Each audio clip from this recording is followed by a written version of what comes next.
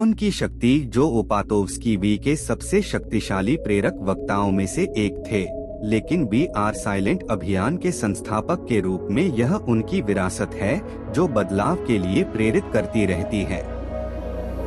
हम कहानियाँ, यात्रा राय, जीवन शैली, वैश्विक, स्थानीय, हम दिन, वीडियो, चिनेलो ओनवुलु द्वारा।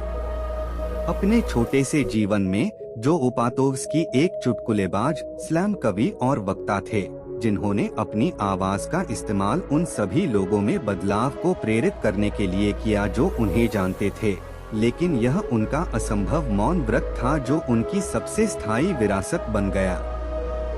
यह एक ऐसे विलक्षण वक्ता की कहानी है जिसका सबसे बड़ा प्रभाव बिल्कुल न बोलने से पड़ा। आज किम लेविस बी में एक वरिष्ठ सलाहकार हैं, लेकिन जब वह पहली बार जो से मिली तो वह 14 वर्षीय स्वयंसेवक थीं। वह 1999 में एक नेतृत्व शिविर में दर्शकों के बीच में थीं, जब इकट्ठे हुए युवाओं से उन कारणों के बारे में पूछा गया जिनकी वे परवाह करते थे।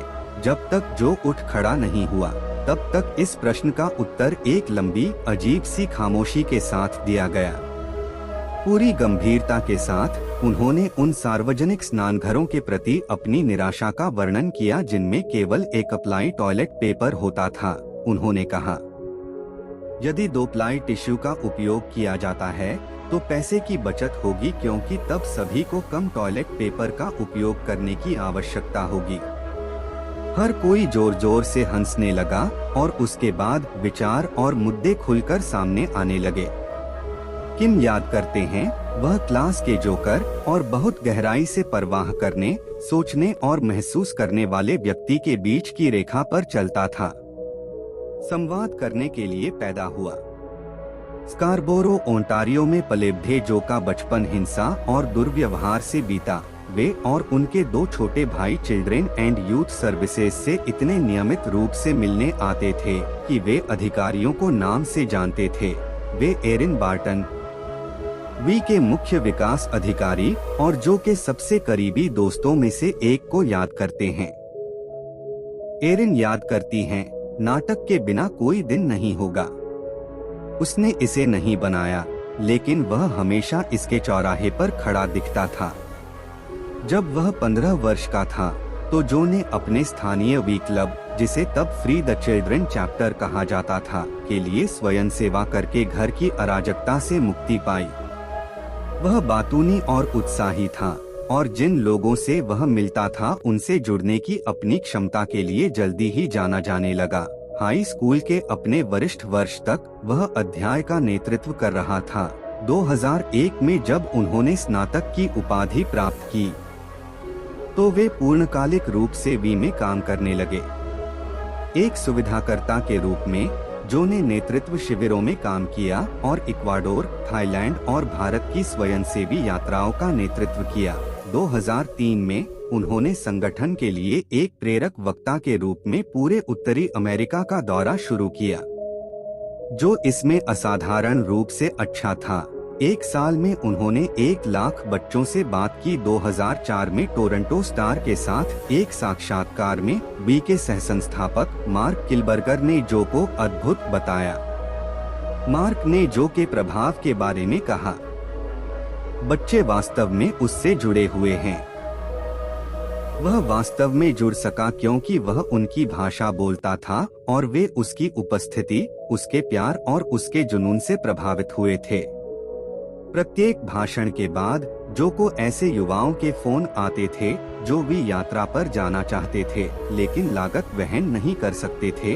उन्होंने एक यात्रा छात्रवृत्ति के लिए धन जुटाने का निर्णय लिया ताकि अन्य लोग यात्रा कर सकें और हमारे साथ शामिल होने से मिलने वाली समुदाय की भावना का आनंद उठा सकें। जो के पास एक साहसिक योजना थी। वह पूरे 7 दिनों तक बोलना बंद कर देगा। वह बोलना बंद कर देता था।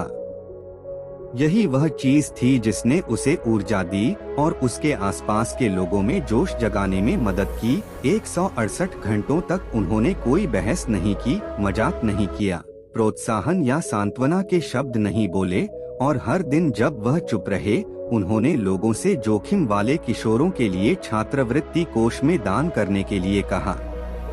उन्होंने अपने प्रोजेक्ट को मौन का व्रत कहा। सभी खातों के अनुसार यह उनके लिए एक कठिन प्रस्ताव था।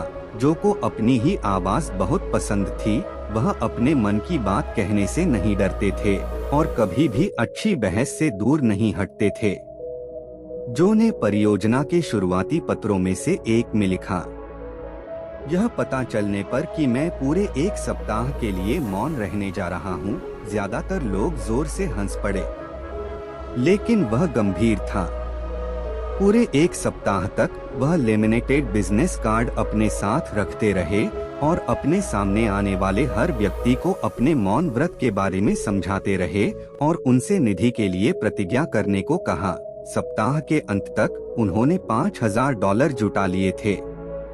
इस विचार ने पूरे संगठन में दूसरों को प्रेरित किया, जिसमें किम क्लेविस भी शामिल थीं, जिन्होंने 1 महीने बाद अपने हाई स्कूल में इस अभियान को दोहराया, जिसमें शानदार सफलता मिली। यह नया और अलग था।